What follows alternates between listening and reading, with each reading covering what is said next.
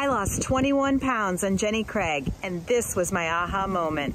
I was always somebody who, went into an office, was in front of clients. About 7 years ago, I started working from home, and those yoga pants, they keep stretching until I started seeing photos of myself. And then I was like, oh, who is that? Like, what happened to me? Like, I used to be the cute girl that had all the cute clothes and shoes, and I became somebody that I wasn't. So I've had friends that have done Jenny Craig before, and I looked at them and I was like, wow, and like mental notes, she looks great. And I found out she did Jenny Craig, and then I looked into it and I saw that I can eat all the foods I love.